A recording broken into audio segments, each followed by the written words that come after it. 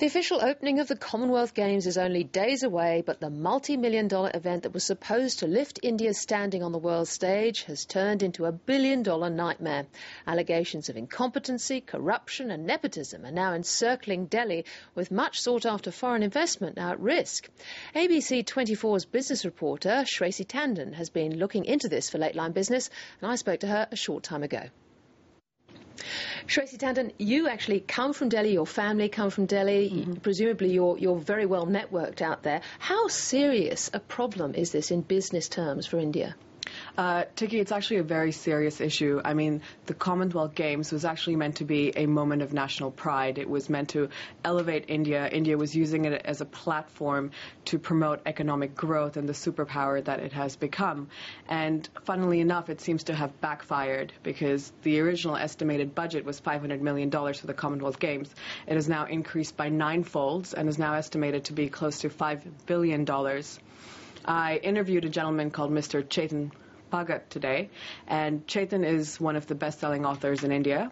He was also voted Time's 100 most influential people in the world, and he comes from a business background. He used to be an investment banker for Goldman Sachs and Deutsche Bank, and has since quit that to go back to India. And Chetan was a very avid supporter of the Games, but has since been urging the public to boycott it. It's corruption or connections, you know, like, I mean, I don't know if you can, call it corruption, and nepotism is one of those two is definitely required. If you have the relationships, if you have the connections, you go further in India, not only in business, but at an individual level in life. But the thing is, it's nice that this issue has come out. There's a silver lining in this is that because it's always been like this. No Indian is surprised by what is happening, but it's just that it's out there now and it's global, and I think that will lead for a way to change. And you know, I want the foreign media to support us in a way, because ultimately it's not about India versus Australia or anything. It is about 1/6 of humanity which is suffering under corrupt leadership, and we must do our bit to make sure that, you know, this society doesn't hold back because of a few people with corrupt minds. Now, these sort of corruption allegations that Chetan Bhagat is talking about, what evidence do we have for this? How widespread is this sort of cronyism? Well, it's actually, there's been a lot of evidence to prove this. You know, there have been reports that show that the Indian organizers have spent $80 on one roll of toilet paper and something ridiculous like $60 on one soap dispenser, whereas the retail value... This is what it's logged at? Or this is what it's logged as. Right. You know, these accounts have been revealed. And so $60 for a soap dispenser, which actually only retails in India for $2.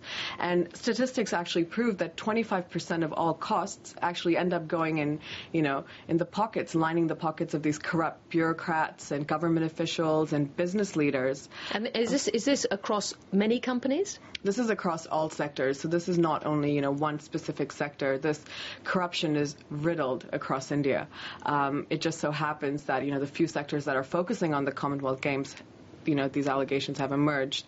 But corruption aside, nepotism is something that's very much the Indian culture, and fortune favors family. And this is actually seen, I mean, even if you just look at some of the biggest companies in India, such as ArcelorMittal or Reliance Industries, the board members are predominantly family members, relatives, you know, sisters, sons, children, and they're not necessarily qualified to be leading those companies, yet they do end up, you know, managing the firm.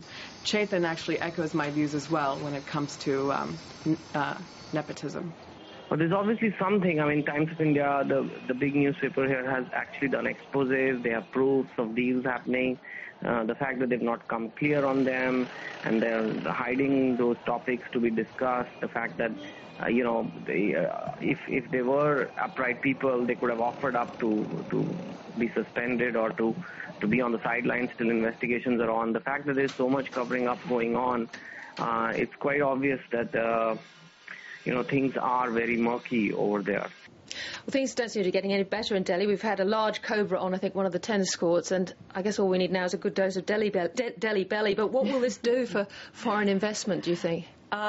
Tiki, you know, it's a bit of a catch-22. Whilst this does instill fear factor into a lot of international companies and foreign investors who are not quite familiar with, you know, the Asian way of business or the way business is done in India, I think it will deter them for a while.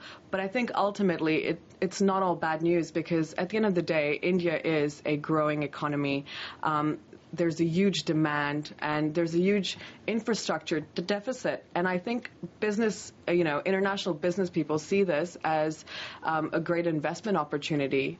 But it's funny because of all the infrastructure setbacks, such as, you know, the lack of proper roads and bridges and power and clean running water, costs the Indian economy $6 billion a year in losses. And so what is really India's loss can be picked up as an international investor's gain.